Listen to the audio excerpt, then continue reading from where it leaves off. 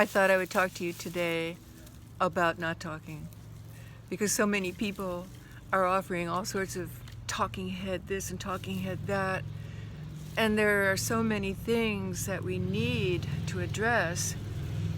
I'm outside of my garden, and I really think the best way for us to communicate soul to soul is to go into a deeper state. So my previous video, for those of you who didn't see it, was about how to breathe. So we'll just start by that. If you need a longer version of that, go to check out the first video I put up on ageless yoga. And this is yoga. Yoga is not postures. I know a great many yogis who don't do any of the asanas, but they are totally in tune with the yogic philosophy that we're going to be addressing here. And the yogic philosophy is that everything is the divine. Everything. Our body, our mind, our spirits, our breath, what's happening out in the world, what's happening inside of us. Everything is connected, and everything has a purpose, and everything is meant to be. So we'll just start by focusing on the breath. If you want to take a comfortable position, if you're not in one, or if you want to close your eyes, just get comfortable. This is going to be my offering to you instead of being a talking head. We're going to be a feeling heart. And we're going to focus on the breath coming in and the breath going out. The breath comes in and we release our belly. And the breath goes out and we push the belly, which is the diaphragm action. Push that breath out. Breathing in. Breathing out. Even in one breath, gears change. We shift. As you continue breathing, I'll explain what's happening. I used to teach girls in prison how to connect with their inner joy, with their true being, what we were all born with as little babies, and it all begins with our breath. Every single thing breathes, and we as humans are part of the whole spectrum. We feel connected through our breath. We go deeper by paying attention to our breath. And we still the workings and the distillingness of our minds, which can be called the egos, by focusing on our breath. So we will be going in with the breath and watching the breath as it leaves and joins all the other molecules in the world. Breathing in and breathing out. As you breathe, you can listen to me or you can tune me out. Doesn't matter. Because as you go deeper into your own self, you don't need to listen to anybody. Once you have that entryway, you can just connect with your inner being, which is with all. And your inner being, some people call it God within, some people call it the divine, some people call it being or presence, the witness, so many different names. Those are words. We're trying to get to a place that goes beyond words as we continue to breathe. I'm just offering my gift because this is what helped me in my life. If you want to tune me out, that's great. Just use this as an opportunity to get still. And know that within us all, every single person alive has this ability to become one with their true essence There's no special gift. It's not like some people can do it and other people can't. It's just you choosing to do it. So here we are together, choosing to go deeper into our own being, breathing in, letting the belly get loose, letting the diaphragm get loose, breathing out, contracting the diaphragm and pushing the air out with our strong ab muscles. Breathing in, filling the lungs. Keep your shoulders down. You don't have to go like that. Breathing in, let the belly do all the work.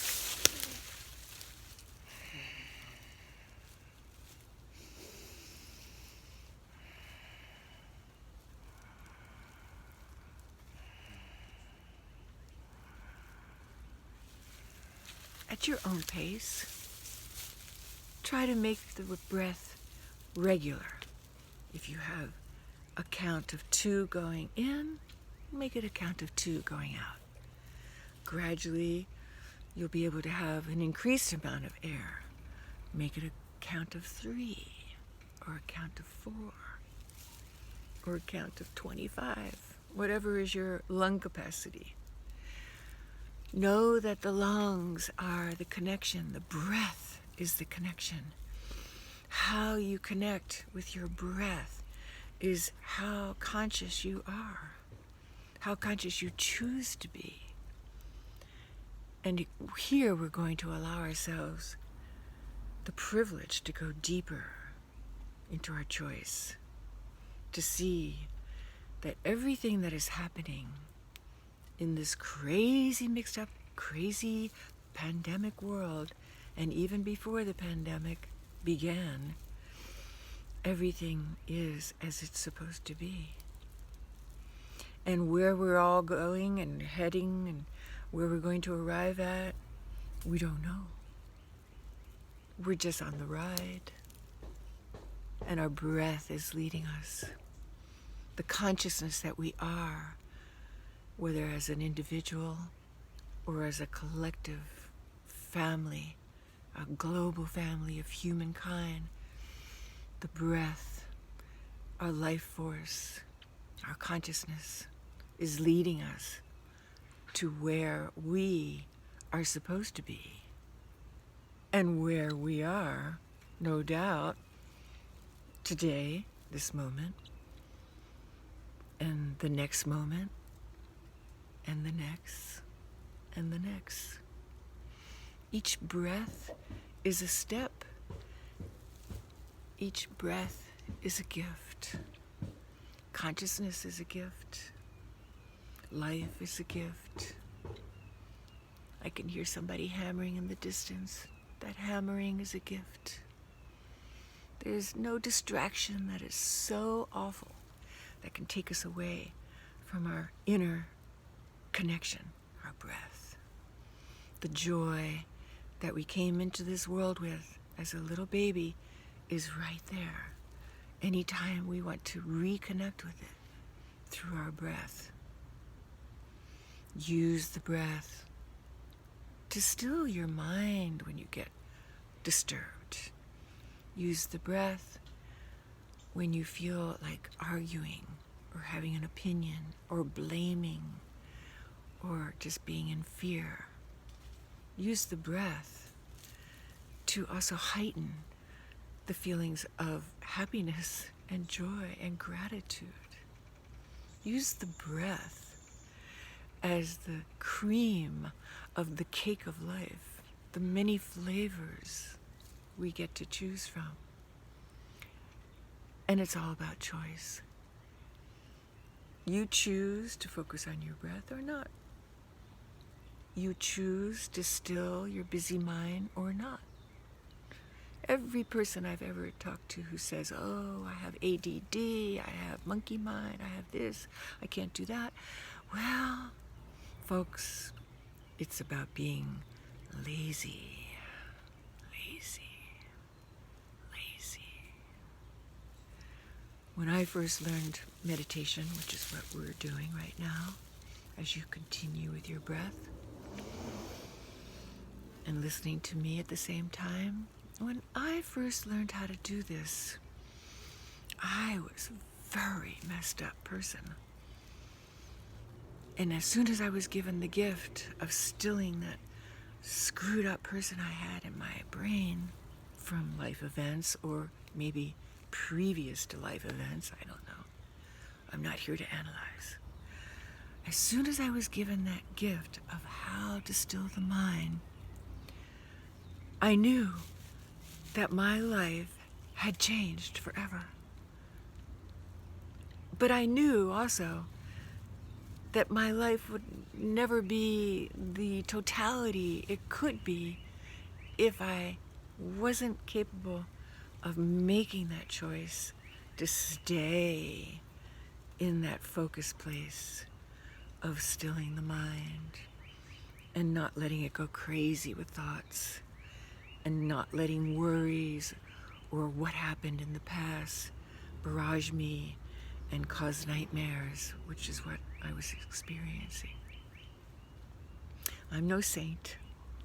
I'm just talking to somebody who had a very disturbed mind at one time. And I have learned to still it, and I have learned to trust what comes out of me, whether it's which teacher to choose at the time that I needed a teacher, or which movie to see because I felt like some things I really don't want in my consciousness, or which entertainer to feel is worthwhile for me to spend time with, which book to read, what food to put into my body, what exercise I need.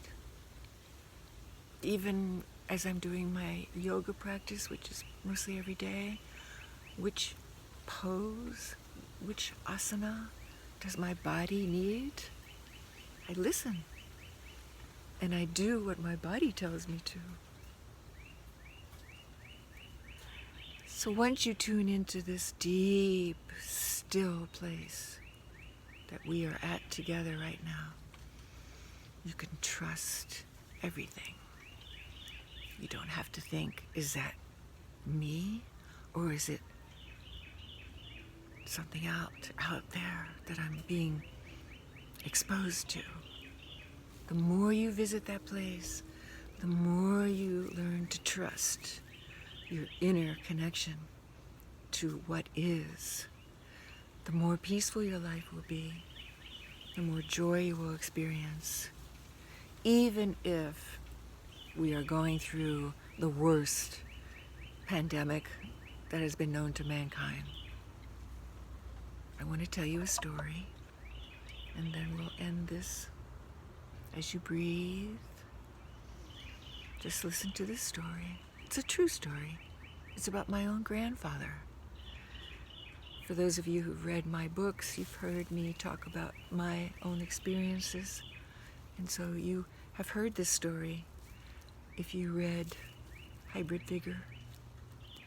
But my grandfather, Bruns Wiedzynis, he was a Lithuanian immigrant to America.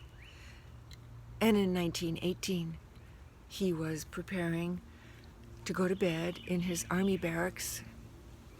He had recently volunteered for the U.S. Army during World War I, and he felt weird. He felt an illness come.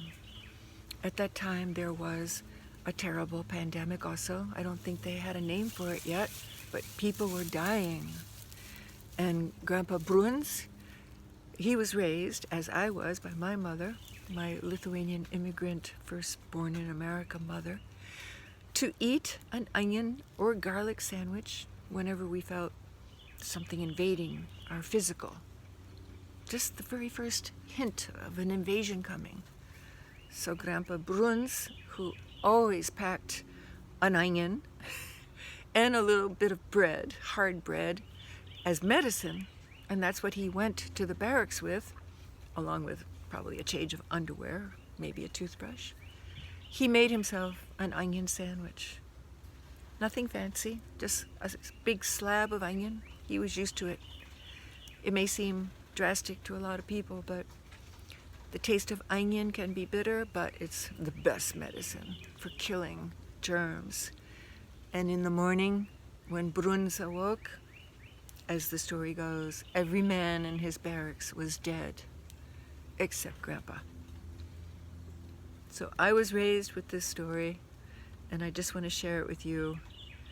If you haven't yet embraced garlic and onions as a natural remedy for any invasion in your physical body, I urge you to check it out. And there's other ways of combating physical invasions. You can make a sweep of your whole system. This is from an Eckhart Tolle teaching to boost your immune system. Sweep up with the breath and down with the breath, and then up with the breath and down with the breath, scanning the whole body with light and consciousness, and up and down with your own energy, with your own conscious force and ability. You can detect anything that is going on with your physical, and you can also boost your immune system to make it more impervious so that anything can think twice before it comes and invades your system. So I've decided I'm going to keep offering these personal, heart-to-heart, more like meditations, and take us to a deeper spot together. Because I need it, and maybe you do too.